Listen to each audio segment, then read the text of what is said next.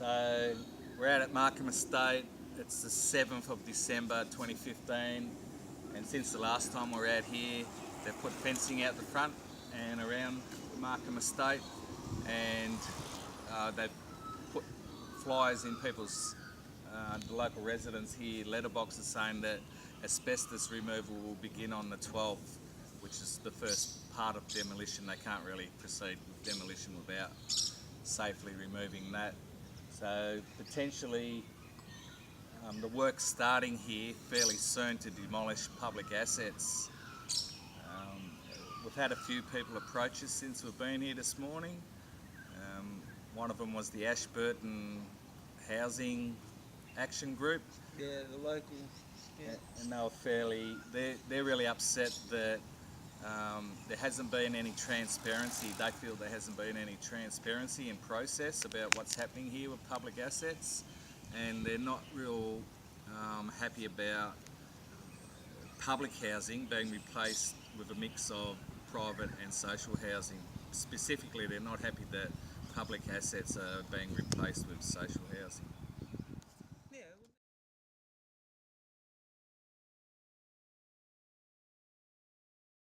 That they've been told that it's going to be replaced with affordable housing and social housing, which is it's double speak. The people here understand that social housing is not public housing, and it's not capped at 25% of people's income, and that this is going to be these 60 units are going to be replaced with townhouses that people can't afford.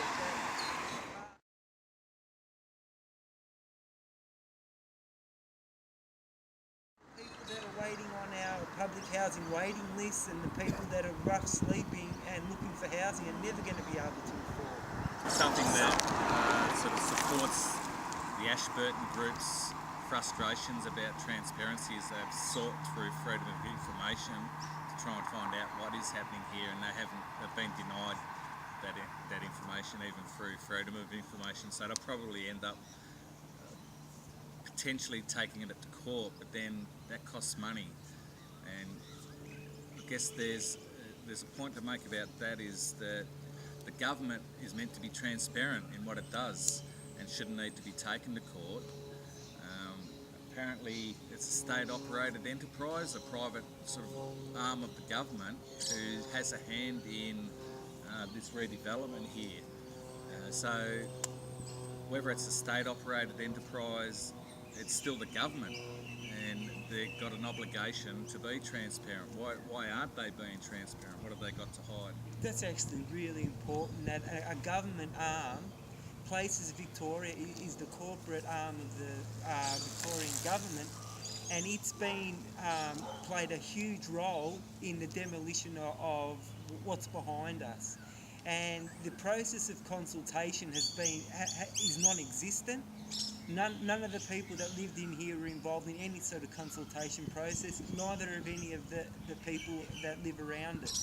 So, this idea that there's democratic participation in the planning of suburbs and the demolition of public assets is absolute smoke and mirrors. And so people need to be aware that the government's fallen down on a lot of its promises and a lot of its obligations. You pan around to that people. Sign from the government, the yellow one, it says that local residents and stakeholders will be consulted. No. I'd really like to see what that consultation is, and it's talking about consultation in the future. I think it's just capping on what you were saying about consultation.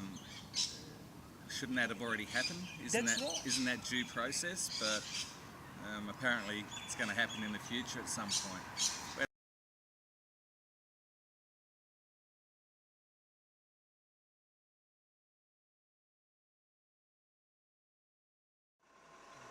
Good morning, brother. What's your name? My name's Matt. Garbo, I work for Burundara Council. I do the garbage run around here on Mondays. I think it's an absolute disgrace that they're tearing down public housing in this area and they're not replacing it with more public housing. There's working people who are desperately in need of public housing, let alone people who are on welfare and who are underprivileged, discriminated against, who do not have access to this type of housing.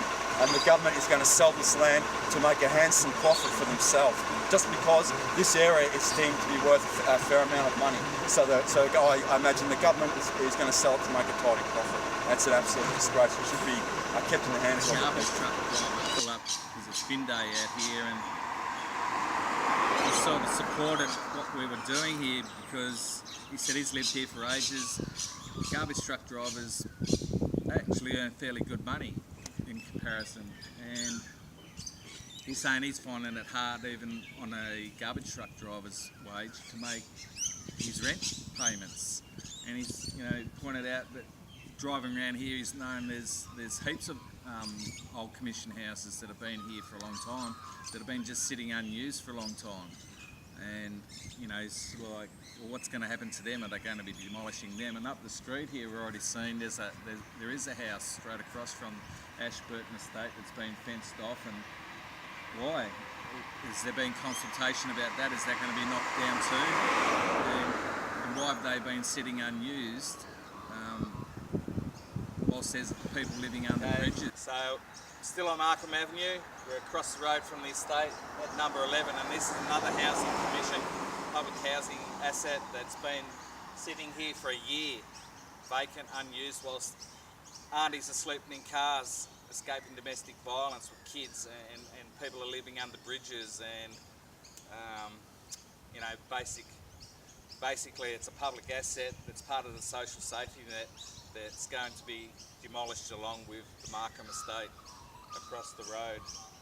And so we'll probably be going around the area because apparently there's quite a number of public houses around here that have just been left unused, and we think that that's outrageous.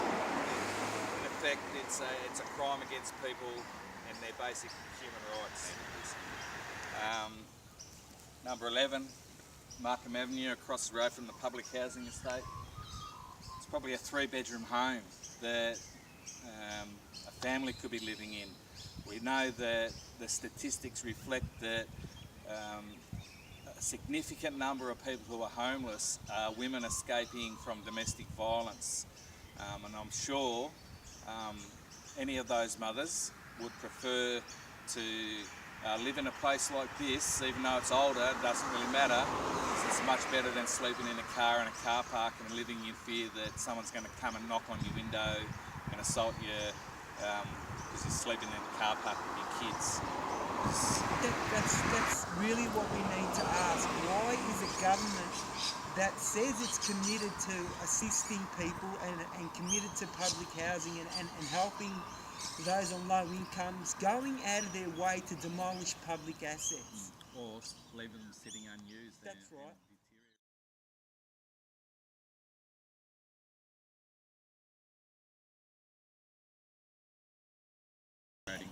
So they fall into neglect. Why are they doing such things?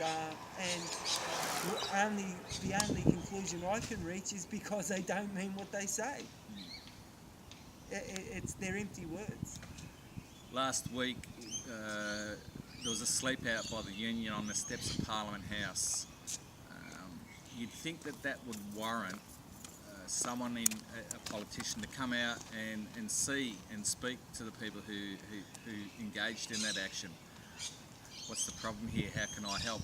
I'm a public servant. I'm in office to serve your needs as any other member of society, but not one did.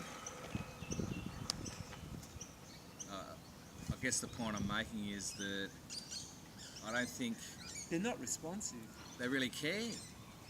There's this illusion of democracy and transparency and accountability, but we haven't got government. We've got politicians who every so many years put on a high-vis vest and go to a work site and kiss a baby, and whether they win their party wins or not, they're still in office anyway, in opposition. So there's no real incentive for them to actually rise up and meet people's needs. I think what this is an example of, and I know this may sound a little bit controversial, but this is social cleansing. It's not ethnic cleansing. They're getting rid of a social group that they don't believe should be living in this neighbourhood. That's right. This is social cleansing, and the sooner we realise that, the better, and that the government's being involved in targeting particular socio-economic groups and getting them out of particular neighbourhoods. And that's confirmed in the Melbourne 2050 plan,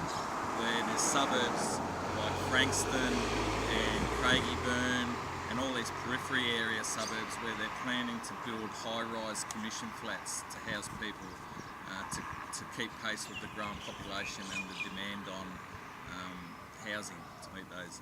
But there's suburbs like Hawthorn and Camberwell have only got permits to build to 3 stories high. So they're going to push people out to the fringes and create ghettos, and it impacts on the quality of life because you're spending more time and travelling to and from work, you're paying for toll roads, and it is social cleansing. It's cleaning out these areas so that they can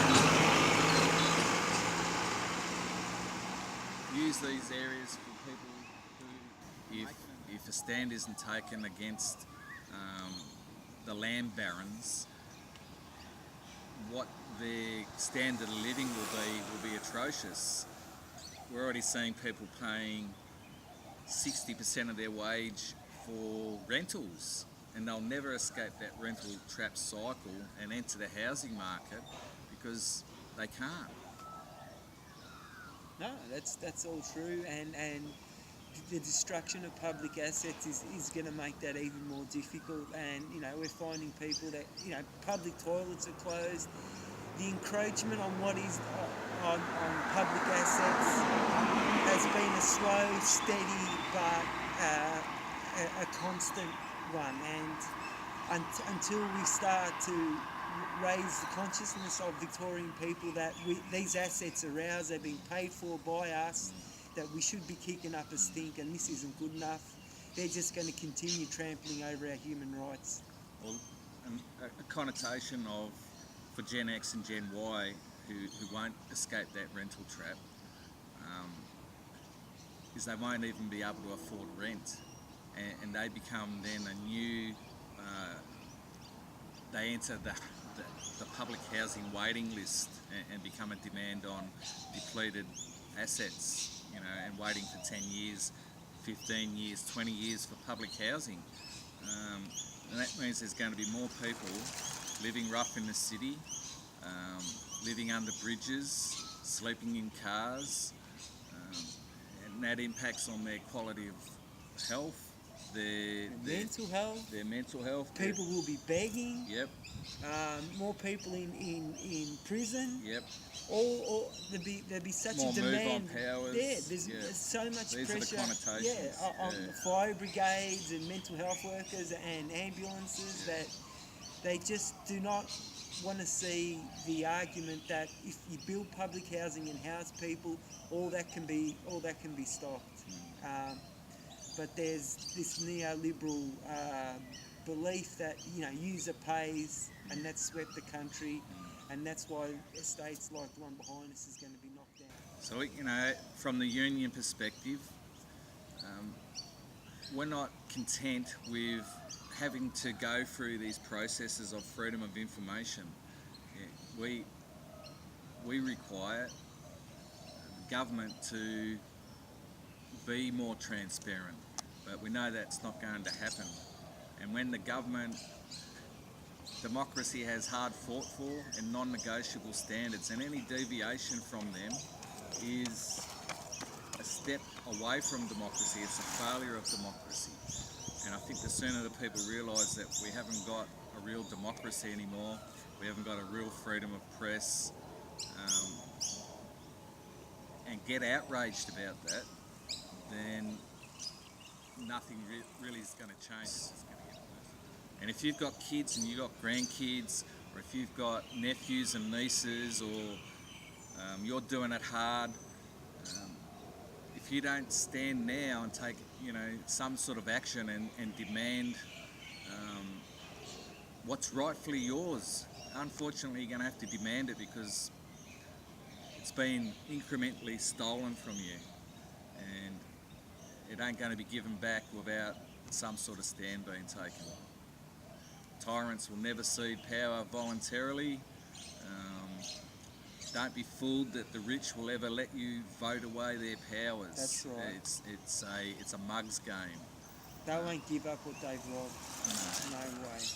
And for 200 years, you know, down came the troopers, 1, 2, 3, and kicked the swaggy around for sticking Tucker in his tucker bag and meeting his human needs. For the land baron, that needs to change, and time it did.